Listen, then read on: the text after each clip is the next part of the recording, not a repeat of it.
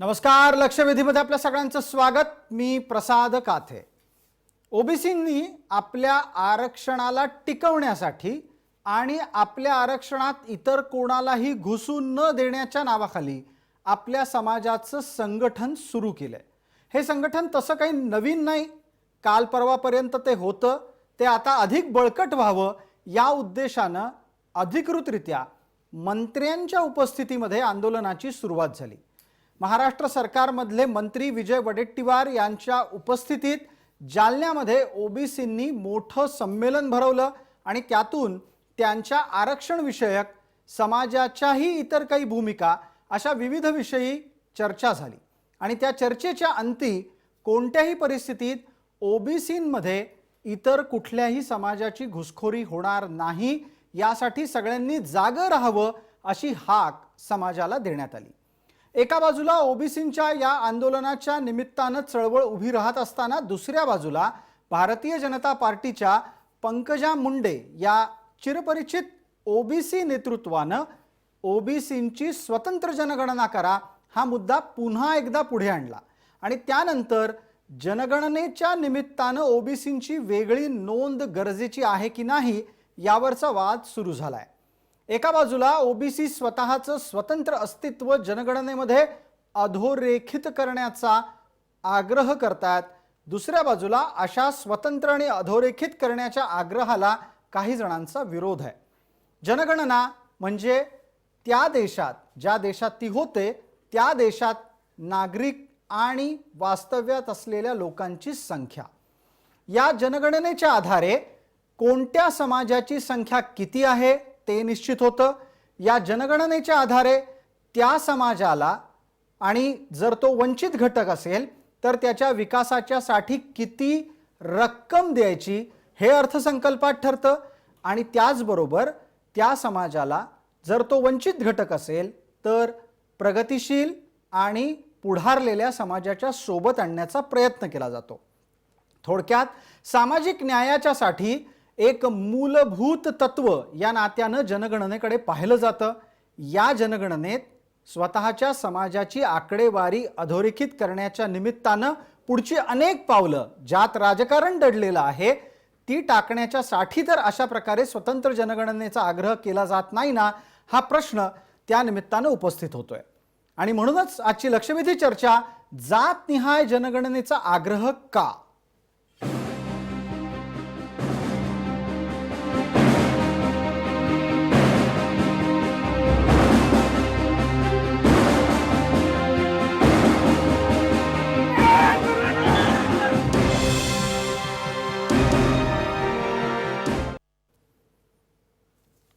आजच्या आपल्या चर्चेमध्ये होणारे सहभागी मान्यवर कोण आहेत त्यांचा परिचय मी आपल्याला करून देतो, पण त्यापूर्वी पंकजा मुंडे यांच्याकडून जे विधान केलं गेलं त्याचा तपशील आपल्याला देणं गरजेचं आहे। पंकजा मुंडे यांनी ट्विट करत आपली भूमिका मांडली आहे आणि त्यात त्यांनी त्यांचे वडील भारतीय जनता पार्टीचे दिवंगत नेते माजी केंद्रीय मंत्री गोपीनाथ मुंडे यांचे एक भाषण टाकलंय। गोपीनाथ मुंडे संसदेमध्ये स्वतंत्र जनगणनेच्या बाबतीत काय भूमिका मांडत होते ते ऐका। 52% ओबीसी है, उनको 52% आरक्षण मिलना चाहिए, लेकिन कोर्ट ने फैसला किया 50% आरक्षण। क्यों? वाई आरक्षण?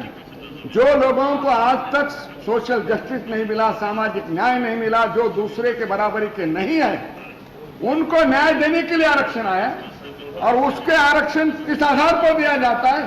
केवल जाति के आधार पर ही आरक्षण दिया जाता है, इसलिए जनगणना आवश्यक है। जनगणना ओबीसींची स्वतंत्र का आवश्यक आहे ते गोपीनाथ मुंडेंच्या शब्दात आपण ऐकलं। आपण आपल्या मान्यवरांकडे जातोय। आपल्या सोबत ओबीसींचे नेते जेडी तांडेल मुंबईत आमच्या स्टुडिओमध्ये आहेत, त्याचबरोबर आपल्या सोबत मराठा क्रांती ठोक मोर्चाचे समन्वयक आबासाहेब पाटील जोडले गेलेले आहेत। आपल्या सोबत आरक्षणाचे अभ्यासक माजी खासदार तसंच विधान परिषदेचे सदस्य राहिलेले हरिभाऊ राठोड आहेत। भारतीय जनता पार्टीचे प्रवक्ता गणेश हाके सुद्धा आपल्या सोबत जोडले गेलेले आहेत। गणेशजी, पहिला प्रश्न आपल्याला आहे, ओबीसींच्या स्वतंत्र जनगणनेचा आग्रह पंकजा मुंडेंनी नेमका त्याच वेळी त्याच कार्यक्रमाच्या आसपास का करावा ज्या वेळेला विजय वडेट्टीवारांच्या नेतृत्वात ओबीसी उभा राहताना दिसत होता? नाही प्रसादजी, आपण आता ज्या आमच्या दिवंगत नेत्यांचा आपण उल्लेख करून त्यांची जी काही संसदेमधली त्यांच्या भाषणाची जी क्लिप आपण दाखवली, खरं म्हणजे भारतीय जनता पार्टीची सुरुवातीपासूनची भूमिका ओबीसीच्या जनगणनेच्या संदर्भात आहे. मुंडे साहेबांनी ती गणेशराव, अगदी आपण तुमच्या भूमिकेच्या संदर्भात नाही प्रश्न विचारला, मी टायमिंगचा प्रश्न तुम्हाला विचारलाय. नाही, मुळात तुम्हाला बघा तो योगायोग समजा, पण गेल्या अनेक दिवसापासून पंकजाताईशी माझंही अनेक बोलणं होतं आणि चर्चा होत होती. तेव्हा पंकजाताईंनी सुद्धा हा मुद्दा आपल्याला लावून धरला पाहिजेत, आपला उचलला पाहिजेत आणि ओबीसीची जनगणना व्हायला पाहिजेत याबद्दलची त्यांनी माझ्याबरोबरची चर्चा केली होती. आता तो हा मुद्दा त्यांनी, तुम्हाला असं वाटत असेल की या वडेट्टीवारांच्या या ओबीसी मेळाव्यामुळे आता काँग्रेसचे नेते वडेट्टीवार हे ओबीसीचे मेळावे घेत आहेत म्हणून पंकजा पुढे आलेत, असं नाही. तर खरं म्हणजे उघडपणे आणि भारतीय जनता पार्टीने किंवा आमचे नेते स्वर्गीय गोपीनाथराव मुंडे यांनी पहिल्यांदा ओबीसीच्या जनगणनेच्या संदर्भामध्ये आवाज उठवलेला होता. आणि मला असं वाटतं की आता त्याच्यानंतर म्हणजे 2011 साली मुंडे साहेबांनी संसदेमध्ये केलं, त्याच्या अगोदर अनेक वेळेला बाहेर सुद्धा इकडे महाराष्ट्रामध्ये असेल मग जाहीर कार्यक्रमातून असून मुंडे साहेबांनी आपली भूमिका केलेली होती. गणेशराव, आपण असं म्हणता आहात की ज्या वेळेला पंकजा मुंडेंनी हा मुद्दा पुन्हा एकदा समोर आणला ते केवळ आणि केवळ योगायोगाचंच एक कारण समजावं. आत्ताच्या घडीला आपण त्या ज्या ट्विटमध्ये, त्यांनी काल खरं तर हिंदीमध्ये ट्विट केलं आणि त्या ट्विटमध्ये काय बोलल्या ते पाहणार आहोत. दरम्यान तुम्ही तुमची फ्रेम थोडीशी ऍडजस्ट करून घ्या, तुम्ही फारच खाली वाकून बोलता आहात. ताठ मारेन आपल्याला बोलायला हवं. गणेशजी, आपण पटकन एकदा पंकजा मुंडेंचं ट्विट पाहूयात. पंकजा मुंडेंनी ट्विट हिंदीमध्ये केलं, आम्ही त्याचा मराठी रूपांतरित मसुदा आपल्याला दाखवतोय. त्या म्हणतात, आम्ही पण या देशाचे नागरिक आहोत, यात आम्ही म्हणजे ओबीसी, आम्हालाही यामध्ये मोजा, असा त्यांचा आग्रह आहे. त्या पुढे म्हणतात, ओबीसीची जनगणना ही एक गरज आहे, ती अपरिहार्य आहे. आता या मुद्द्यावरची चर्चा पुढे न्यायची आहे. अपरिहार्यता हा एक अत्यंत महत्वाचा चर्चेतला टप्पा आहे. मला हरिभाऊ राठोड यांना विचारायचं आहे. हरिभाऊ, अपरिहार्यतेच्या आधारे जनगणनेमध्ये ओबीसीची नोंद व्हावी हा आग्रह आहे. अशा प्रकारची नोंद यापूर्वी कधी झालेली आहे की कधीच झालेली नाही?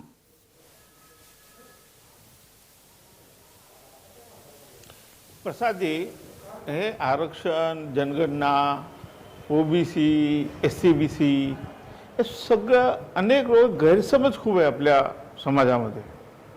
खरं म्हणजे माननीय गोपीनाथजी मुंडे यांनी जेव्हा पोटतिडकीने हा प्रश्न मांडला त्यावेळेस आम्ही सगळे भेटलो, माननीय सोनियाजी गांधी यांना भेटलो. सगळ्यांना भेटल्यानंतर काँग्रेस पक्षाने निर्णय घेतला की या देशाची जनगणना झाली पाहिजे. त्यासाठी कायदा केला. 2011 मध्ये तो एक ॲक्ट पास झाला की सामाजिक सर्वेक्षण अँड कास्ट वाईज सेन्सस. ते झालं आहे. ते 2011ला सुरू झालं होतं. 2014ला त्यांनी सेन्सस आणि आर्थिक सर्वेक्षण सबमिट केलं आहे सरकारला. आज तुम्हाला सांगतो केंद्र सरकारकडे उपलब्ध आहे. गेल्याच वर्षी दिवंगत आपले अरुण जेटलीजी ते वारण्याच्या पूर्वी ज्यावेळेस त्यांना लोकसभेमध्ये हा प्रश्न विचारला होता की जनगणना जातीवार तुम्ही कधी जाहीर करणार आहेत, तर ते म्हणाले की काही चुका झाल्या आहेत, ते आम्ही दुरुस्त करतो. त्यावेळेस 8 लाख चुका काहीतरी राहिल्या होत्या, त्या दुरुस्त केल्यानंतर आम्ही जारी करणार आहोत. आज खरी परिस्थिती ही आहे की जनगणना करा ही मागणी करायला नको, जनगणना जारी करा. माननीय मोदी साहेबांना आपण हे सांगायला पाहिजे की जी झालेली जनगणना आहे तुम्ही जारी करा. ते सांगा मला की हरिभाऊ, आपण ज्या पद्धतीने हिंदीमध्ये म्हणतात ना की कहाणी में ट्विस्ट, तशा पद्धतीने तुम्ही चर्चेमध्ये ट्विस्ट आणलात. तुम्ही 2 ट्विस्ट समोर आणलेत. पहिला असा आहे की 2014 साली जातनिहाय जनगणनेचा तपशील सादर झालेला आहे आणि दुसरं, जातनिहाय जनगणना करा असा आग्रह करण्याऐवजी केलेली जनगणना प्रसिद्ध करा असा आग्रह करायला पाहिजे. गणेशराव, या 2 ट्विस्ट बद्दल आपलं उत्तर आणि आपली अधिकृत भूमिका काय? हरिभाऊ जे म्हणाले ना की 2 गोष्टी आहेत की ज्या पद्धतीनं 2011 साली संसदेमध्ये अशा स्वरूपाची मागणी माननीय मुंडे साहेबांनी केली, त्याच्या अगोदर जनगणना, जातनिहाय जनगणना करण्याच्या संदर्भामध्ये सरकारचा काही तो निर्णय नव्हता. 2011 साली ज्या पद्धतीनं जी जनगणना झालेली आहे त्या जनगणनेमध्ये म्हटलं तसं की माननीय स्वर्गीय जेटली साहेबांनी या संदर्भामध्ये आपलं उत्तर हे दिलेलं होतं आणि त्या उत्तराप्रमाणे आपण ती जनगणना ही त्याच्यात मिस्टेक्स, काही चुका आहेत, काही दुरुस्त्या आहेत आणि त्या वेगळ्या पद्धतीने त्याचा एक फॉर्म निर्माण करून ती जनगणना केली पाहिजे या भूमिकेशी त्यावेळेला त्यांचा उल्लेख केला होता. अच्छा, म्हणजे आज असं आपलं म्हणणं म्हणणं की असं आहे की ज्या सुधारणा करायला लागतील त्याच्यासाठी वेगळा मसुदा लागेल आणि वेगळ्या पद्धतीचा फॉर्म भरून घ्यायला लागेल. म्हणजे थोडक्यात तुमच्या लेखी पुन्हा एकदा शिरगणती होण्याची गरज आहे का? येस, निश्चितपणे माझं म्हणणं असं आहे, ते हरिभाऊ जे म्हणतात ना, ती जनगणना जी आहे ते त्यामध्ये काही मी तुम्हाला सांगितल्याप्रमाणे आणि अरुणजींनी जे जाहीरपणे जे उत्तर दिलं होतं ते उत्तर म्हणजे माझं म्हणणं आहे की ते सगळ्यांसाठीच ते आहे. त्यामुळे आता जी म्हणून आता एक ज्या पद्धतीनं सुधारणा करून आता 2001 म्हणजे आता 21 आपल्याला त्याला 10 वर्ष पूर्ण झालेले ठीक आहे. जनगणनेला आता ती जनगणना नव्या पद्धतीप्रमाणे करण्याची आवश्यकता आहे असं. गेल्याच वर्षी अरुण जेटलीजी वाढण्याच्या पूर्वी लोकसभेमध्ये त्यांनी उत्तर दिलेलं आहे, पण परत घोळ घालण्याचं काही कारणच नाही. त्यांच्याकडे उत्तर अरुण आहे आणि जेटलींनी त्या दिलेल्या चुका उत्तराच्या होत्या, नंतर हा दुरुस्त घोळ आहे. कोण घालतंय? त्या- हरिभाऊ, हा घोळ कोण घालतंय? सरकार, केंद्र सरकार नाही केंद्र सरकारकडे करण्याच्या संदर्भामध्ये हरिभाऊ ऐकून घ्या. न उपलब्ध आहे. हरिभाऊ, जातनिहाय जनगणना करण्याच्या संदर्भामधली जी स्पष्टता, ज्या पद्धतीची तयारी आणि ज्या पद्धतीचे जे फॉर्म्स आहे ते करायला, ज्याला तपशील ज्याला म्हणतो आपण, त्याच्या तपशिलाच्या अनुषंगाने तशा पद्धतीची जनगणना 2011 साली झालेली नाहीये. बरं, आणि गणेशजी, आपला आवाज खूप बारीक येतोय, त्यामुळे मी आत्ता या क्षणाला आपल्याला थांबवतो. आपला आवाज आपण थोड्याच वेळात तांत्रिकदृष्ट्या दुरुस्त करून घेऊ. जेडी तांडेल यांच्याकडे जाण्याची वेळ आहे आता. पटकन जेडी तांडेलजी, जे सगळं आपल्या समोर आलं, एका बाजूला जनगणनेची मागणी, दुसऱ्या बाजूला जनगणना झाल्याची माहिती आणि त्यातला एक पुढचा टप्पा की जनगणना करण्याचा आग्रह धरण्याच्या ऐवजी जनगणना सार्वजनिक करा, जातनिहाय झालेली, हा आग्रह धरायला पाहिजे. हरिभाऊ राठोड यांच्या या मागणीला ओबीसींचा पाठिंबा असणार आहे का? नाही, ॲक्च्युली काय माहिती आहे का, की आत्ता असं म्हणतात की 2011ची जनगणना जी झाली होती त्याच्यामध्ये काही तांत्रिक चुका झाल्या होत्या, तर त्या चुका दुरुस्त करण्यासाठी त्यांनी वेळ घेतला, परंतु त्या चुका दुरुस्त केल्या काय नाही केलं ते माहिती नाही. परंतु आता 2021ची जनगणना आपल्या समोरच आहे. त्या जनगणनेमध्ये ती जनगणना ॲक्च्युली जातनिहाय व्हायला पाहिजे, सगळ्यांची व्हायला पाहिजे, सर्व समाजांची. त्या सर्व समाजांची प्रत्येकाचा त्यामध्ये हिस्सा किती आहे, प्रत्येक समाज किती आहे आणि त्यानुसार ओबीसी किती आहे ते आपल्या सगळ्यांना माहिती पडेल आणि ओबीसींसोबत मराठा समाजही किती आहे तेही माहिती पडेल. अच्छा, आणि आता आबासाहेबांना मग प्रश्न विचारण्याची वेळ येते. आबासाहेब, काय म्हणणं आहे ते ऐकलंय. त्यांचं म्हणणं आहे ओबीसींची जनगणना आता 2021 आणायचे आलंच आहे, जवळ सुरूच झालेलं आहे, त्या वर्षात करा. एकदा ओबीसी किती आहेत ते कळेल, मराठी किती आहेत तेही कळेल. गरज आहे का अशा प्रकारचा विचार करण्याची आणि भूमिका मांडण्याची? आबासाहेब,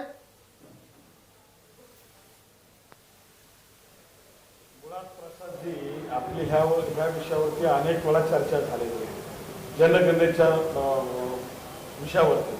तर या जनगणनेमध्ये 2 प्रकारची जनगणना या देशामध्ये संविधानामध्ये आणि घटनेमध्ये तरतूद आहे. एक म्हणजे स्त्री आणि पुरुष हे फक्त शिरगिनती करायचे, त्याच्यामध्ये मग सामाजिक, आर्थिक, शैक्षणिक हा स्तर त्याच्यामध्ये बघितला जातो.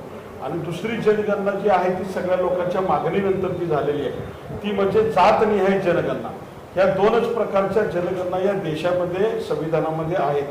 आणि बाकी हे जे काय आता नेते, जे काय राजकीय पुढारी आहेत की स्वतःला समाजाचे नेते म्हणून म्हणतात, की त्यांची वारंवार मागणी की ओबीसीची जनगणना करा, ओबीसीची जनगणना करा. आबासाहेब, आपण या वेगळ्या तपशिलात नको जायला. मी थेट मुद्द्यावर येतो ना.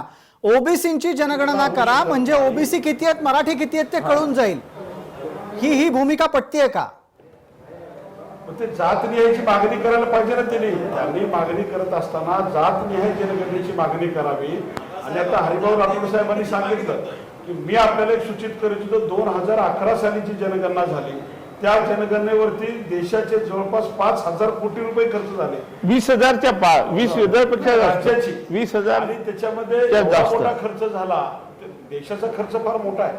राज्याचा ज्यावेळेला 5,000 कोटीच्या वरती विषय झाला. नाही, पण आबासाहेब, आपली भूमिका कळत नाहीये. आबासाहेब, तुमची आज भूमिका लक्षात येत नाहीये. तुम्हाला ओबीसींची स्वतंत्र जनगणना करू देण्याला विरोध आहे का समर्थन आहे?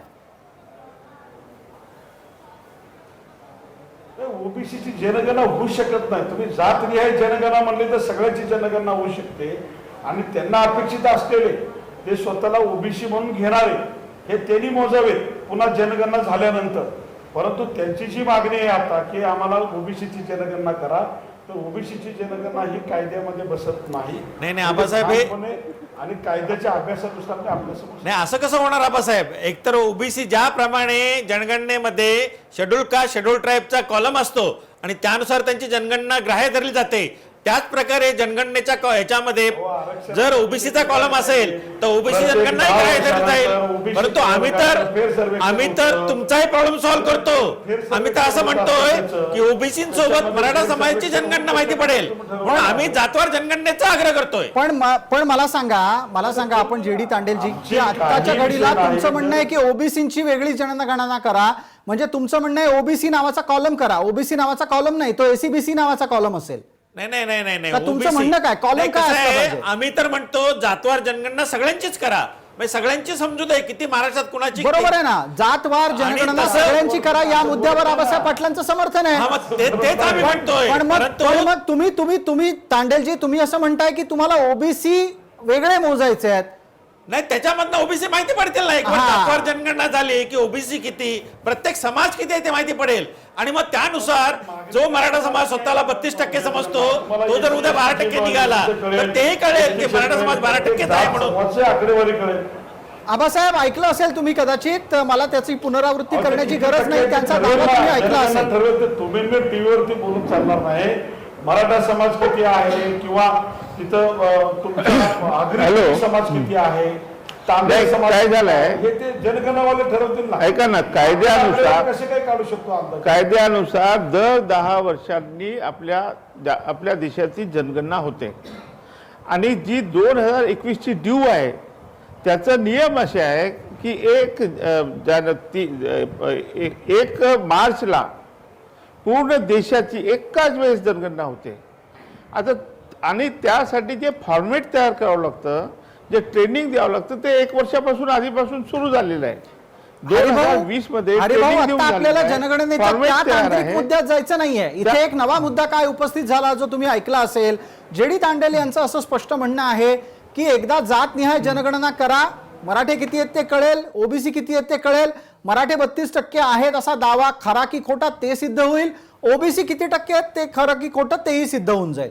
अशा प्रकारच्या मुद्द्यांना करण्यामागचं राजकारण काय? हरिभाऊ, नाही हे का आपण मागणी करत नाही की ओबीसीची जनगणना करा असं का म्हणतो आपण?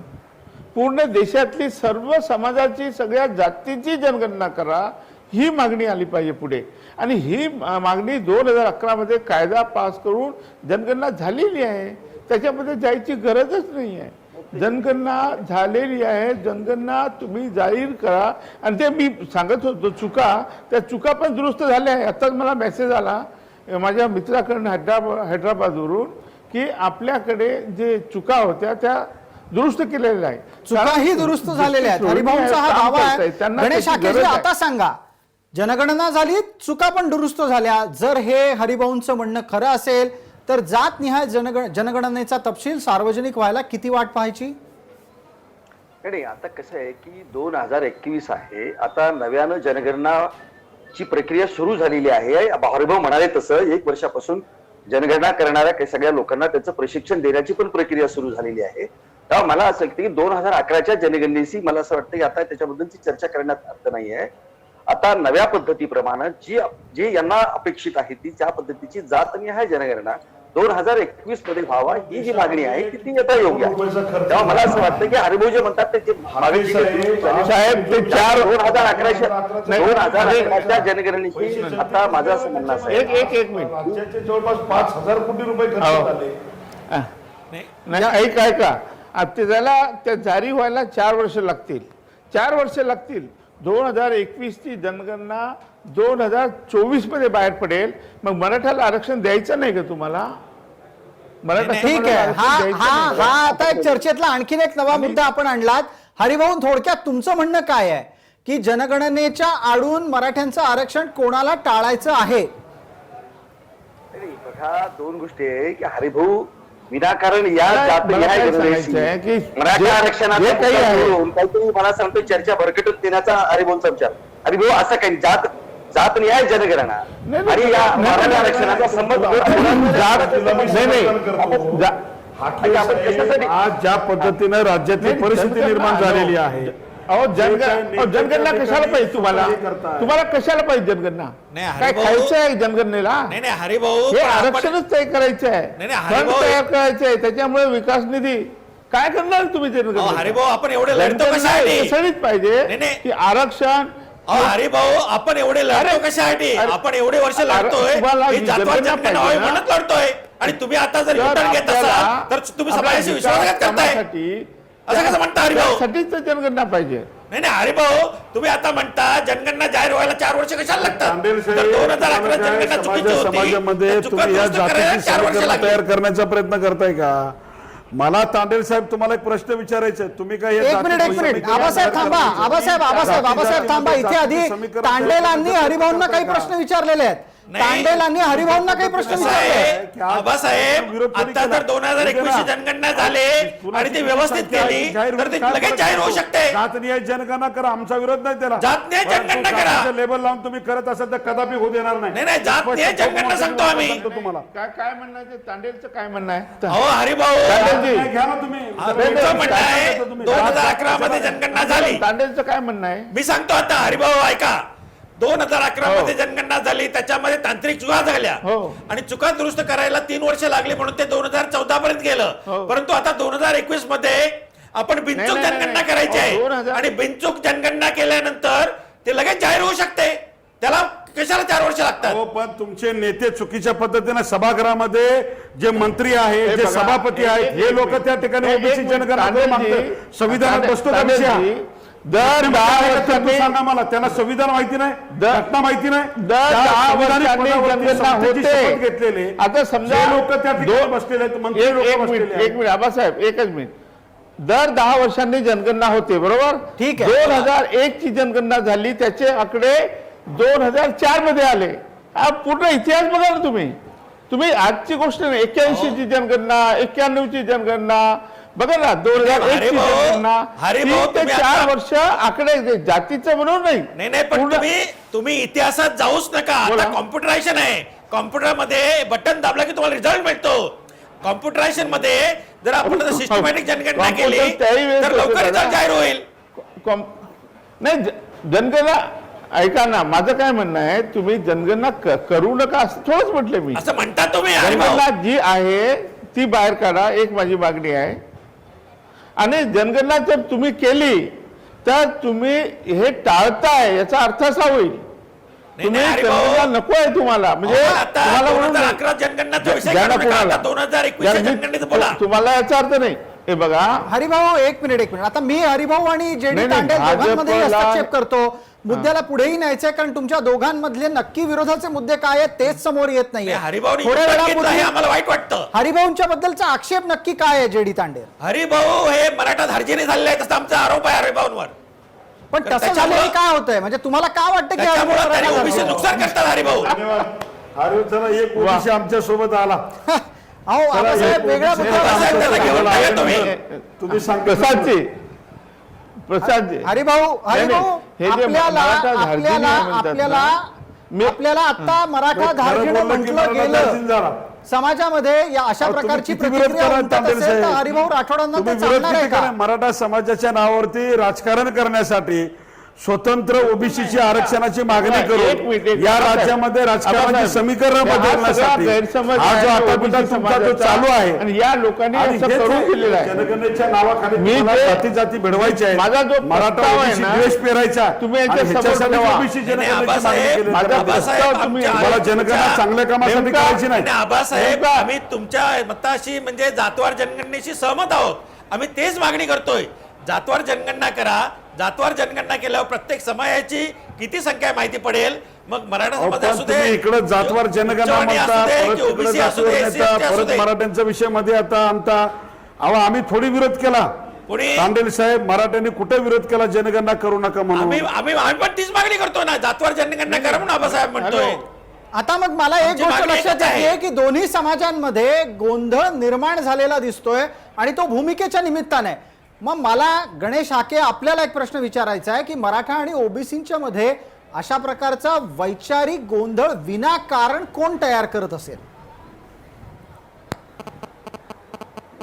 वडेट्टीवार नावाचे मंत्री आहेत आबासाहेब, एक मिनिट थांबा जरा. सभापती आबासाहेब, जे जरा आहेत थांबा. गणेश या हाकेंना विचारलंय. महाराष्ट्र विधानसभेचे आबासाहेब मी जाहीर जरा थांबा. नाव गणेश तुम्हाला हाकेंना विचारलंय. गणेश हाके उत्तर देत आहेत. गणेश हाके आपण मोठ्याने बोला जरा थोडस. काय प्रसादजी, ज्या पद्धतीची आपण आता चर्चा सुरू आहे, मला असं वाटतं ती अत्यंत म्हणजे अशी विसंगत अशा स्वरूपाच्या आणि भरकटलेल्या स्वरूपामध्ये ती चर्चा सुरू आहे. नाही, त्यातला आपला जो चर्चेचा विषय विसंगतपणाचा नाही. मुद्दा आहे ना, जात नाही, गणेश हाकेजी, तो आपला- असा समोर नाही. आला. गणेशजी, तो असा समोर आला की ना मराठ्यांना जातनिहाय जनगणनेचा विरोध आहे ना ओबीसींना जातनिहाय जनगणनेचा विरोध आहे. हा जर दोघांचाही मुद्दा एकच असेल तर मग हे दोन समाज परस्परांच्या समोर कोणी आणले असावेत? गणेश हाके, नाही, हे समाज परस्परांच्या समोर आणलेले नाहीत कुणीही. प्रश्न असा आहे की आबासाहेबांनी एक आत्ता शब्द वापरला की आम्ही ओबीसीची जनगणना होऊ देणार नाही एकट्या. मला असं वाटतं की आबासाहेबांना म्हणजे ओबीसीची जनगणना झालेली मराठ्यांना काय त्रास होणार आहे? 100% मला सांगा, हाके साहेब, एखाद्या जाती गोष्टी- या विरोधासाठी देशामध्ये माझं काय- आम्ही एक सामाजिक तुम्हाला- कार्यकर्ता आहे. ऐकून घ्या, या आबासाहेब, जाती ऐकून घ्या. जातीमध्ये तेढ निर्माण आबासाहेब, करण्याचं कोणी ऐकून काम घ्या. करत असेल तर माझं आम्ही म्हणणं कदापि आहे- खपवून घेणार नाही. ती भूमिका आज पण आहे, आबासाहेब- उद्या पण आहे. आम्ही कोणती राजकीय भाषा आबासाहेब- बोलत नाही. हाके साहेब, नाही आबासाहेब ऐकून घ्या, माझं म्हणणं आहे की जात या देशामध्ये या राज्यामध्ये भाईचारा राहिला पाहिजे, समाजामध्ये सामंजस्य राहिलं पाहिजे, समानता राहिली पाहिजे. प्रश्न एवढाच नाही. परंतु ज्या नाही. पद्धतीने त्याला वेगळ्या आबासाहेब, प्रकारे आपण परस्पर दोन्ही आबासाहेब- समाजांमधले सौहार्दाची भूमिका कायम ठेवण्यासाठी आग्रही आहात. एक मिनिट, त्याच आग्रही भूमिकेनं दुसऱ्याचं ऐकून तर घ्या थोडं. एकदा गणेश हाकेंना आपण संधी दिली आहे, त्यांचं म्हणणं पूर्ण होऊ द्या. हाके साहेब, 1 मिनिटात आपलं म्हणणं पूर्ण करा. मला आबासाहेबांनाही एक प्रश्न विचारायचा आहे. नाही, माझं असं म्हणणं असं आहे की जसं ओबीसींना वाटतं की आम्ही आमच्या लोकसंख्येच्या प्रमाणामध्ये आम्हाला ज्या पद्धतीचं सवलती मिळायला पाहिजेत किंवा ज्या पद्धतीची अर्थसंकल्पामध्ये आमच्या तरतूद व्हायला पाहिजे ती होत नाही, आणि केवळ आमची जनगणना नाही म्हणून आमच्यावरती हा सामाजिक अशा स्वरूपाचा अन्याय होतो आहे. आणि त्यासाठी एकदा होऊन जाऊ द्या ना, कुठला समाज किती संख्येनं या देशामध्ये आहे. आणि त्यामुळे ओबीसीची मागणी ही रास्त आहे. ओबीसीच्या मागणीबद्दल मराठा समाजाला जर असं वाटत असेल किंवा की आपल्याही पद्धतीची जनगणना, तर मराठा समाजाने स्वतंत्रपणे मराठा समाजाच्या म्हणजे जातीच्या गणनेची मागणी करावी.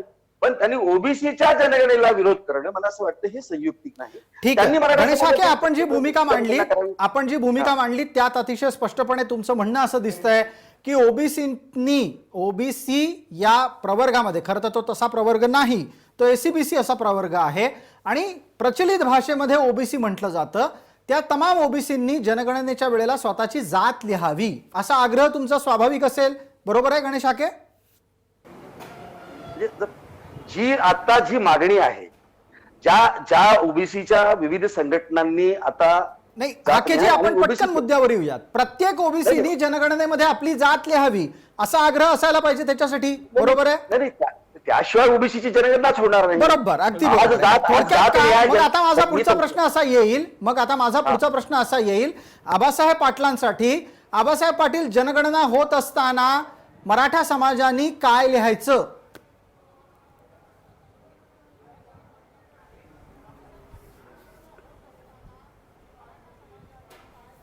आता विषय असा आहे, तुम्ही जो प्रश्न विचारला आता हरिभाऊ राठोड साहेबांनी पण तो विषय सांगितला. अजून मराठा आरक्षणाचे प्रवर्ग निश्चित झाला नाही. जर जनगणना आता समोर आली तर जनगणनेचा विषय जर आणला तर पुढे 4 वर्ष जर जनगणना झाली तर पुन्हा ते आरक्षण या लोकांना मिळणार नाही. दुसरा मुद्दा की आज तुम्ही ज्या ठिकाणी फक्त ओबीसीची जनगणना म्हणताय तर ओबीसी जनगणना ही कायद्याप्रमाणे होत नाही. तिसरा मुद्दा जो आहे की जनगणना जर करायची म्हटलं तर त्याला सगळ्यांचं सहमत घ्यावं लागेल. जातनिहाय जनगणनेसाठी SC ST OBC VJMT सगळ्यांचं मत घ्यावं लागेल तुम्हाला, आणि त्याच्या अनुषंगाने तुम्ही फक्त ठराविक 2-3 नेते त्या ठिकाणी वेगळी भूमिका मांडतायत आणि त्या ठिकाणी पुन्हा आणि मग चिडण्यासारखं काम करायचं की आम्ही संख्येनं किती आहोत, आमचं कसं आहे, आम्हाला काय करायचं. ह्यांना त्या समाजाला मुख्य प्रवाहात आणण्यासाठी अनेक विषय त्यांच्या स्वतंत्र समाज. ठीक आहे आबासाहेब, वेळेची मर्यादा आहे म्हणून थांबवतो. पटकन जेडी तांडेल यांना आपल्याला उत्तर द्यायचं आहे. JD Tandel, Abasaheb 1 minute. आबासाहेब, तुम्ही म्हणता ओबीसींची जातन्याय जनगणना होऊ शकत नाही, ह्याला काय आधार आहे? कारण जर जेव्हा दडपण शेड्यूल तयार होईल, कास्टची आमची किती majority शेड्यूल होते, ट्राईबची पुढे जनगणना भविष्यामध्ये होते, आम्हाला राजकारण तर कसं OBC ची करण्यात का होऊ शकत हे नाही? जे काय मग डोक्यात जेडी तुम्ही तांडेल घेतलेलं याच आहे, हे असं निमित्तानं मी आपल्याला मगाशी विचारलं की तुम्हाला ओबीसीची जनगणना करायची असेल तर कॉलम काय म्हणून हवा आहे? ओबीसी म्हणून हवा आहे का एसीबीसी म्हणून हवा आहे? ओबीसी अच्छा, आणि जर एसीबीसी असेल तर त्यामध्ये मग मराठी पण एसीबीसी लिहू शकतील? नाही, एसीबीसी हे जे वेगळं आता एसीबीसी हे तांत्रिक नाव आहे, परंतु ऍक्च्युअली सगळ्यांना अहो, प्रचलित तांत्रिक- नाव हे ओबीसी आहे. अहो, आणि केंद्र जसं शेड्यूल शब्द कास्ट, SCBC आहे, शेड्यूल साहेब. ट्राईब, त्याच अहो, प्रकारे तांडेल OBC साहेब, चा हा column असेल, संविधानिक शब्द तर SCBC OBC ची आहे.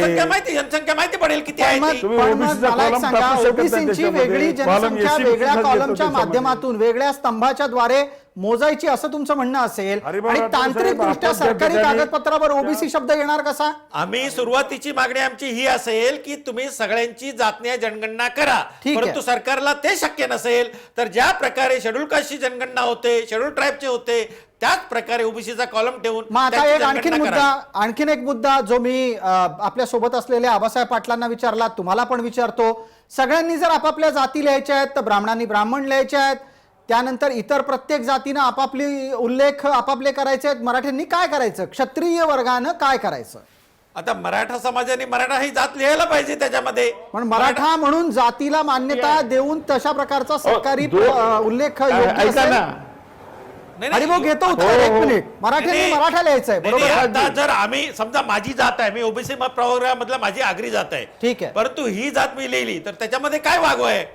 समजा आमचा कुणबी समाज आहे, कुणबी समाजाने कुणबी समाज लिहेल, पण जेव्हा मराठा समाज असेल मराठा समाज लिहेल. कुणब्यांमध्ये जे कुणबी मराठा लिहितील त्यांचं काय करायचं? ऍक्च्युअली कुणबी हे ओबीसी आहेत आणि मराठा हे ओबीसी नाहीत. ऍक्च्युली आतापर्यंत ते ओबीसी त्यांना ओबीसीचा प्रवर्गाचा दर्जा दिलेला नाही.